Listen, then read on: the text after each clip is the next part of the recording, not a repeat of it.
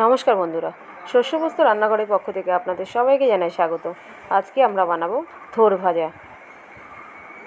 থোর ভাজা বানানোর জন্য থোরকে কুচি কুচি করে কেটে নিয়েছি, তার সঙ্গে আলু দিয়েছি। থোর আর আলু দুটো সমান পরিমাণেই দেব, তাহলে রান্নাটা একটু নরম হবে।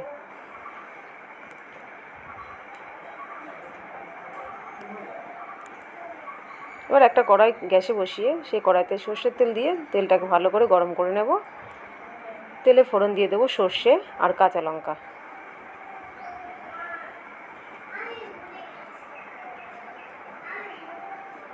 এবার কেটে রাখা থোর আর আলুটা দিয়ে দেবো,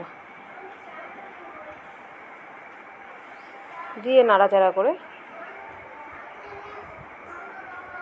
স্বাদ মতো নুন দিয়ে দেবো।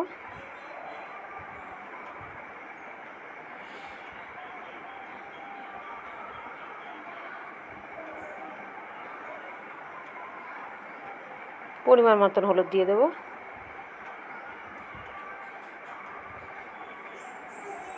নুন হলুদ দিয়ে ভালো করে এটাকে নাড়িয়ে নেব।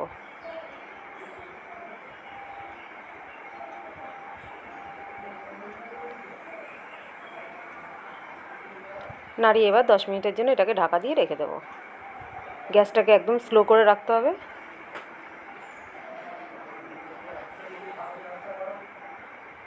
এবার ঢাকা তুলে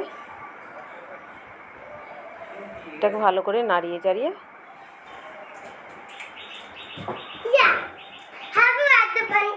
সামান্য পরিমাণে একটু চিনি দিয়ে দেবো।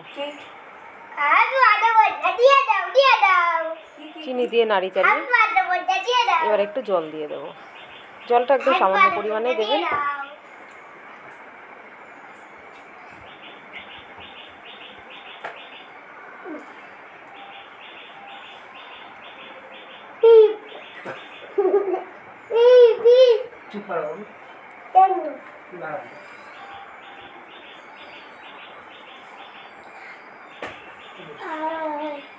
জল দিয়ে নাড়ি চাড়িয়ে আবার 10 মিনিটের জন্য ঢাকা দিয়ে রেখে দেবো।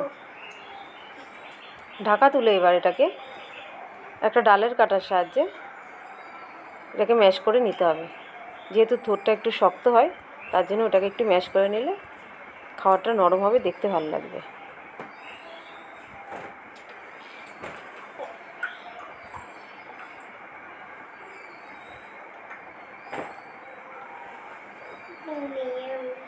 রেডি হয়ে গেছে থোর ভাজা। এবার আমরা প্লেটে সার্ভ করে নেব।